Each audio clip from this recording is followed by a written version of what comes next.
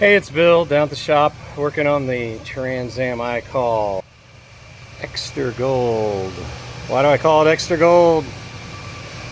Because I've got an XTRAGLD car. Anyway, if you remember our story from before, we were working on a coolant system a little about 8 months ago, and we replaced this water pump and made it all nice. Broke a bunch of bolts.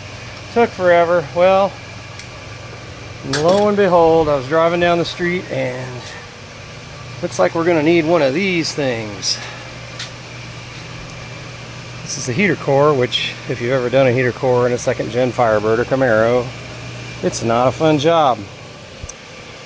So I put it off and bought the heater core and just plumbed my way around it, as you see. And then the new high pressure popped the radiator. Left me stranded on the side of the road, if you remember right.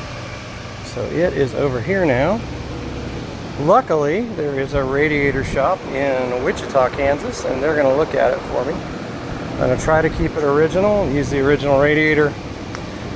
If not, you can buy one online for depending on shop around, anywhere between $120 and $170 for a cheap Chinese one, or for $900 for an OER factory replacement. On this car, it's so original. I'm going to try to stay original. I did have some problems with the transmission line, so I ended up using my little square cutter there and cut them off, and they're right over there. I was able to get them off once I got it off the once I got the radiator out of the car. Another thing that's kind of cool to remember, we were working on with these blocks. I never really remembered how these blocks go, and that's how they go. Same for the top ones. The fat part goes towards the front.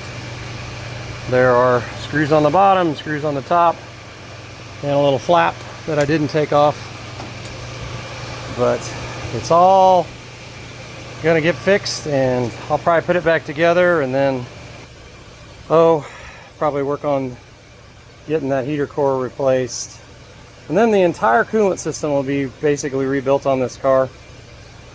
It runs and drives great. It has a few things that I need to do with some of the suspension, the WS6 suspension parts. Other than that, it's a pretty reliable car. I don't know what I'll do then. Maybe I'll put it on Bring a Trailer, or maybe I'll just keep it. Who knows? It's kind of fun to work on, and I've got another one, so I could work on it, I guess. Anyway, until then, go out, work on your car.